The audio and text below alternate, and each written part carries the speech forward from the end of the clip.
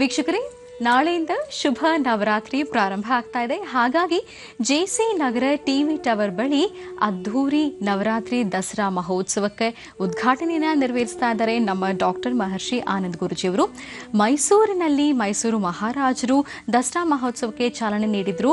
ಈ ಭಾಗದಲ್ಲಿ ಕೂಡ ಅವರೇ ಚಾಲನೆ ನೀಡಿರುವಂಥದ್ದು ಇದು ಇನ್ನೊಂದು ವಿಶೇಷ ಅಂತಾನೆ ಹೇಳ್ಬೋದು. 103ನೇ ವರ್ಷದ ನವರಾತ್ರಿ ದಸರಾ ಹಬ್ಬದ ಆಚರಣೆ ನಾಳೆಯಿಂದ ಪ್ರಾರಂಭ ಆಗ್ತಾ ಇದೆ. ಹಾಗಾಗಿ ತಾವೆಲ್ಲರೂ ಕೂಡ ಖಂಡಿತವಾಗಿಯೂ ನಾಳೆ ಆಗಮಿಸಿ ಅಂತ ಹೇಳ್ತಾ ಬನ್ನಿ ಈಗ ಕಾರ್ಯಕ್ರಮವನ್ನು ಮತ್ತೆ ಮುಂದುವರಿಸೋಣ. ಗುರುಜಿ, ಈಗ ಪಂಚಾಂಗ ಶ್ರವಣ ಮಾಡೋದಾ? ಖಂಡಿತಮ್ಮ, ಪಂಚಾಂಗ ಶ್ರವಣ ಮಾಡೋಣ. ನೋಡಿದ್ರಲ್ಲ ತಾವೆಲ್ಲರೂ ರೈತರ ಸಂಕಷ್ಟಗಳು ಎಷ್ಟಿದೆ ಅಂತ.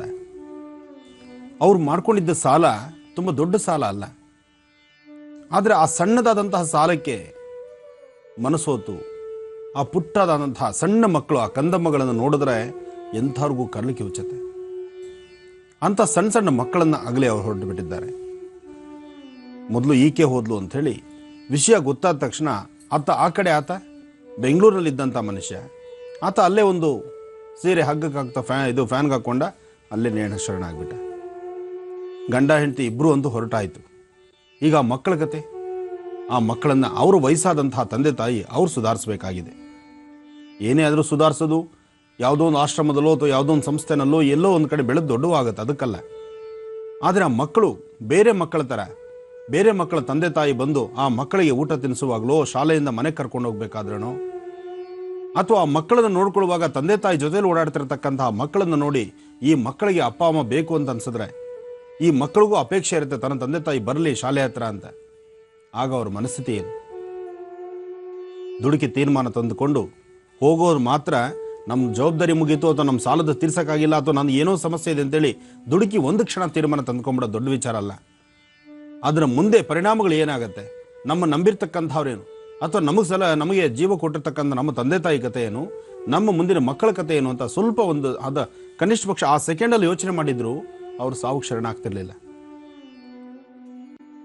ಇಂತಹ ಪ್ರಕರಣಗಳು ನಮ್ಮ ಕಣ್ಣಿಗೆ ನಮ್ಮ ಕಿವಿಗೆ ಬೀಳುವಂಥದ್ದು ಎಲ್ಲೋ ಅಪರೂಪವೇ ಆಗಿರುತ್ತೆ. ಇಂಥವು ನಿರಂತರವಾಗಿ ನಡೀತಾನೆ ಇದೆ. ಅದರಲ್ಲೂ ರೈತರ ಕುಟುಂಬದಲ್ಲಿ ಸಾಕಷ್ಟು ನಡೀತಾ ಇದೆ. ಮತ್ತೊಮ್ಮೆ ಮಗದೊಮ್ಮೆ ನಿಮ್ಮನ್ನು ಕೇಳೋದಿಷ್ಟೇ, ಪ್ರತಿಯೊಬ್ಬ ರೈತ ಬಾಂಧವರು ಸಹಿತ ಆ ಸಮಯಗಳು ಬಂದಾಗ, ಕಷ್ಟಗಳು ಬಂದಾಗ ಕಷ್ಟನ ಹೆದರಿಸೋ ಶಕ್ತಿ ಕೊಡಪ್ಪ ಅಂತ ಭಗವಂತನ ಪ್ರಾರ್ಥನೆ ಮಾಡಬೇಕೇ ವಿನ ದುಡುಕಿ ತೀರ್ಮಾನ ತಂದ್ಕೋಬಾರ್ದು. ಅವತ್ತು ಮಾಜಿ ಮೇಯರ್ ಆದಂತಹ ವೆಂಕಟೇಶ್ ಮೂರ್ತಿಯವರು ಅವರ ಹುಟ್ಟುಹಬ್ಬನ ಆಚರಣೆ ಮಾಡಿಕೊಂಡು, ಆಚರಣೆ ಅಂದರೆ 4-6 ಜನ ಗುರುಗಳ ಆಶೀರ್ವಾದ ತೆಗೆದುಕೊಳ್ಳೋಣ ಅಂತ ನನ್ನ ಹತ್ರ ಬಂದವರು. ಅವತ್ತು ನನ್ನ ಜೊತೆ ನೀವು ಬನ್ನಿ ಅಂತ ನಾನು ಕರ್ಕೊಂಡು ಹೊರಟುಬಿಟ್ಟೆ.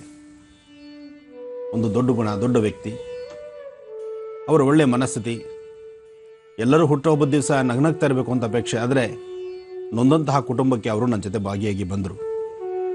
ಬೇಕು ಜನನಾಯಕರು ಪ್ರತಿಯೊಬ್ಬರು ಸಹಿತ ಈ ಸಂಕಷ್ಟಗಳನ್ನು ಅರ್ತು ರೈತರ ಸಂಕಷ್ಟಗಳಿಗೆ ಸೂಕ್ತವಾದ ಪರಿಹಾರಕ್ಕಾಗಿ ಜೊತೆಗೆ ಅವ್ರ ಜೊತೆ ನಾವು ಇದ್ದೀವಿ ಅಂತೇಳಿ ಕೈ ಜೋಡಿಸುವಂತಹ ನಿಟ್ಟಿನಲ್ಲಿ ಎಲ್ಲರೂ ಸಹಿತ ಪ್ರಯತ್ನಿಸಬೇಕು. ಅವರು ಚೆನ್ನಾಗಿದ್ದರೆ ನಮ್ಮ ದೇಶ, ರಾಜ್ಯ ಚೆನ್ನಾಗಿರುತ್ತೆ. ಎಲ್ಲರೂ ದವಸ ಧಾನ್ಯಗಳಲ್ಲಿ ಸಂತೃಪ್ತರಾಗಿರಬಹುದು. ಯಾಕೆಂದರೆ ವರ್ಷವೆಲ್ಲ ಬೆಳೆದು ಭೂಮಿಯಲ್ಲಿ ಮಳೆ ಗಾಳಿ ಅಂದಿರ ಕಷ್ಟ ಬೀಳ್ತಕ್ಕಂಥವರು ರೈತರು. ಮುಂದಿನ ದಿನಗಳಲ್ಲಿ ಅತಿ ಶೀಘ್ರವಾಗಿ ಈಗಾಗಲೇ ಸಾಕಷ್ಟು ಪರಮ ಪವಿತ್ರವಾಗಿರ್ತಕ್ಕಂತಹ ಪುಣ್ಯಕ್ಷೇತ್ರಗಳ ಭೇಟಿ, ಪುಣ್ಯಕ್ಷೇತ್ರಗಳಲ್ಲಿ ಭಗವಂತನ ನಾವು ಪ್ರಾರ್ಥನೆ ಮಾಡ್ತಾ ಇದ್ದೀವಿ. ಮಳೆಗೋಸ್ಕರ ಯಥೇಚ್ಛವಾಗಿ ಮಳೆ ಆಗಲಿ, ರಾಜ್ಯದಾದ್ಯಂತ ಮಳೆ ಸುಭಿಕ್ಷವಾಗಿದ್ದರೆ ದವಸ ಧಾನ್ಯಗಳು ಸಹಿತ ಅಷ್ಟೇ ಆನಂದವಾಗಿರುತ್ತೆ ಅಂತ ಹೇಳಿ ರುದ್ರನಾರಾಯಣ ಮಹಾಯಾಗವನ್ನು ಮಾಡಿದ್ವಿ. ಆ ಮಾಡಿದ ಮರುಕ್ಷಣವೇ ಧಾರಾಕಾರದಂತಹ ಮಳೆ ಈ ರಾಜ್ಯದಾದ್ಯಂತ ಎಲ್ಲ ಕಡೆ ಮಳೆ ಚೆನ್ನಾಗಾಗಿದೆ, ಆಗ್ತಾ ಇದೆ ಸಹಿತ. ಹಾಗೆ ನಿನ್ನೆಯಷ್ಟೇ ಬೀದರಲ್ಲಿ ನಡೆದಂತಹ ಕಾರ್ಯಕ್ರಮ, ಕಳೆದ 1-2 ದಿವಸ ಹಿಂದೆ ಬೀದರ್ ಕಾರ್ಯಕ್ರಮಕ್ಕೆ ಹೋಗಿದ್ವಿ. ಅಲ್ಲಿಂದ ಬಂದಾಗಲೂ ರಾತ್ರಿ 9-10 ಗಂಟೆ. ಏನೇ ಆದರೂ ಬೀದರ್ನಲ್ಲಿರ್ತಕ್ಕಂಥ ಆ ಕ್ಷೇತ್ರದಲ್ಲೂ ಸಾಕಷ್ಟು ವಿಶೇಷವಾಗಿರ್ತಕ್ಕಂಥ ದಕ್ಷಿಣ ಕಾಶಿ ಅಂತಲೇ ಹೆಸರಾಗಿರ್ತಕ್ಕಂಥದ್ದು ಗುರುನಾನಕರ ಒಂದು ವಿಶೇಷವಾಗಿರ್ತಕ್ಕಂಥ ಸ್ಥಳ. ಜೊತೆಗೆ ಅಲ್ಲಿ ಬಿಸಿಲುನಾಡಾದರೂ ಸಹಿತ ಒಂದೊಂದು ಕಡೆ ಒಂದೊಂದು ಪುಣ್ಯ ಜಲಗಳು ಉಕ್ಕಿ ಹರಿತಾ ಇದೆ. ಬೀದರ್ ಭಾಗದಲ್ಲಿ ಸಾಕಷ್ಟು ಪುಣ್ಯದ ಒಂದು ವಿಶೇಷತೆ ಇದೆ. ಅದಕ್ಕೆ ಆ ಭಾಗದ ರೈತರಿಗೂ ಸಹಿತ ಎಂಥ ಬಿಸಿಲಾದರೂ ಸಹಿತ ವರ್ಷದ 360 ದಿವಸ ನೀರಿಗೆ ತೊಂದರೆ ಇಲ್ಲ, ನೀರು ನೆಮ್ಮದಿಯಾಗಿದೆ. ಆದರೆ ಮಳೆ ಆಗಬೇಕು, ಮಳೆ ಆಗಲಿಕ್ಕಾಗಿ ಅವ್ರದ್ದು ಒಂದು ಪ್ರಾರ್ಥನೆ ಇದೆ. ಹಾಗಾಗಿ ಅಲ್ಲೂ ಸಹಿತ ಒಂದು ಕಾರ್ಯಕ್ರಮವನ್ನು ಮಾಡಿದ್ದೀವಿ.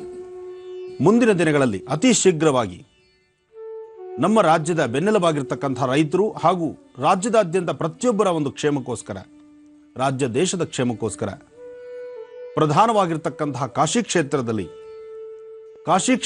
ಕಾಶಿ ವಿಶ್ವೇಶ್ವರನಿಗೆ ಒಂದು ವಿಶೇಷವಾದಂತಹ ರುದ್ರಾಭಿಷೇಕವನ್ನು, ಗಂಗಾ ಸ್ನಾನ, ಗಂಗಾರತಿ, ಕಾಶಿಯ ಒಂದು ವಿಶೇಷವಾಗಿರ್ತಕ್ಕಂಥ ಸಾನ್ನಿಧ್ಯದಲ್ಲಿ ಮಹಾಭಿಷೇಕವನ್ನು ಮಾಡಬೇಕು ಅನ್ನೋ ಒಂದು ಮಹತ್ತರವಾಗಿರ್ತಕ್ಕಂಥ ಸಂಕಲ್ಪ ನಮ್ಮದು. ಈ ಸಂಕಲ್ಪ ಯಾವಾಗ ನಾವು ಕಾಶಿಯ ಹೊರಡ್ತಾ ಇದ್ದೀವಿ, ಕಾಶಿ ಯಾತ್ರೆಯ ಆ ಒಂದು ವಿಶೇಷತೆ ಏನು ಅದನ್ನು ಮುಂದಿನ ದಿನಗಳಲ್ಲಿ ತಿಳಿಸ್ತೀನಿ. ಯಾಕೆಂದರೆ ಇವತ್ತು ಅಮಾವಾಸ್ಯೆ, ಸಮಯ ಮೀರಬಾರದು. ಪಿತೃಗಳಿಗೆ ವಿಶೇಷವಾಗಿರ್ತಕ್ಕಂಥ ಈ ದಿನ ಪ್ರತಿಯೊಬ್ಬರು ಸಹಿತ ಆಚರಣೆ ಮಾಡಬೇಕಾದಂಥ ರೀತಿಯಲ್ಲಿದೆ. ಮೊನ್ನೆಯಷ್ಟೇ ನಾನು ಹೇಳ್ತಾ ಇದ್ದೆ, ಅನುಷ್ಠಾನಗಳನ್ನು ಮಾಡುವಂತಹ ಕ್ರಮ ಹೇಗಿರಬೇಕು. ಜೊತೆಗೆ ಮರಳಿನಿಂದ ಪಿಂಡವನ್ನು ಮಾಡಿದ್ರೂ ಪಿತೃಗಳು ತೃಪ್ತನಾಗಿ ಅವರು ತೃಪ್ತರಾದ ನಂತರ ನಮಗೆ ಆ ಯಶಸ್ಸು, ಶ್ರೇಯಸ್ಸು ನಮಗೆ ಸಿಗುತ್ತೆ ಅಂತ ಸೀತಾದೇವಿ ಮಾಡಿರ್ತಕ್ಕಂತಹ ಮರಳಿನ ಉಂಡೆಯನ್ನು ತೆಗೆದುಕೊಂಡು, ಅಂದರೆ ಮರಳಿನ ಪಿಂಡವನ್ನು ತೆಗೆದುಕೊಂಡು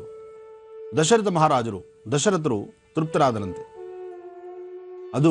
ಅದರ ಬಗ್ಗೆ ಒಂದಷ್ಟು ಚರಿತ್ರೆ ಮೊನ್ನೆ ತಿಳಿಸಿದ್ದೆ, ಆದರೆ ಸಂಪೂರ್ಣ ಮಾಹಿತಿ ನಿಮಗೆ ಕೊಡಲಿಕ್ಕಾಗಿರಲಿಲ್ಲ.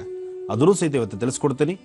ಆದರೆ ಅದಕ್ಕೂ ಮುನ್ನ ಪಂಚಾಂಗ ಶ್ರವಣ, ದರ್ಪಣಾಂಜನ, ರಾಶಿಫಲವನ್ನು ಮುಂದುವರಿಸೋಣ. ಅಂಬಾ ಭಗವತಿ ಶ್ರೀರಾಜರಾಜೇಶ್ವರಿ ನಮಃ, ಚಕ್ರೇಶ್ವರಿ ನಮಃ. ನೀವು ಗಯಾ ಕ್ಷೇತ್ರ ನೋಡಿದ್ದೀರಿ, ಗಯಾ ಕ್ಷೇತ್ರದಲ್ಲಿರ್ತಕ್ಕಂಥ ವಿಷ್ಣುಪಾದವನ್ನು ನೋಡಿದ್ದೀರಿ. ಮೊನ್ನೆಯಷ್ಟೇ ಗಯಾ ಮತ್ತು ವಿಷ್ಣುಪಾದವನ್ನು ನೋಡಿದ್ರಿ. ಆದರೆ ಇವತ್ತಿನ ದಿವಸ ನೀವು ದರ್ಶನ ಮಾಡ್ತಾ ಇದ್ದೀರಿ ವಿಶೇಷವಾಗಿರ್ತಕ್ಕಂಥ ಬ್ರಹ್ಮಕಪಾಲ ಇರ್ತಕ್ಕಂಥದ್ದಲ್ಲಿ ಯಾರೇ ಒಬ್ಬ ನಮ್ಮನ್ನು ಅಗಲಿರ್ತಕ್ಕಂತಹ ಪಿತೃಗಳಿಗೆ ಒಮ್ಮೆಯಾದರೂ ಪಿತೃಗಳ ಕರ್ಮವನ್ನು, ಪಿತೃಗಳ ಒಂದು ವಿಶೇಷವಾದಂಥ ಸೇವೆಯನ್ನು, ಪಿತೃಗಳಿಗೆ ನಡೆಸಬಹುದಾದಂಥ ತಿಲತರ್ಪಣ ಪಿಂಡ ಪ್ರಧಾನವನ್ನು ಒಮ್ಮೆ ನೀವು ಬ್ರಹ್ಮಕಪಾಲದಲ್ಲಿ ಕೊಟ್ಟಿದ್ದೇ ಆದರೆ ಅವರಿಗೆ ಮುಕ್ತಿ, ನಮಗೆ ಯಶಸ್ಸು. ಅಂತಹ ಒಂದು ಬ್ರಹ್ಮಕಪಾಲದ ದರ್ಶನವನ್ನು ಮುಂದಿನ ಭಾಗದಲ್ಲಿ ಮಾಡೋಣ. ಆದರೆ ಅದಕ್ಕೂ ಮುನ್ನ ಪಂಚಾಂಗ ಶ್ರವಣ ಆಗಬೇಕು. ಪಂಚಾಂಗ ಶ್ರವಣವನ್ನು ಸಹಿತ ಮುಂದಿನ ಭಾಗದಲ್ಲೇ ಮಾಡೋಣ.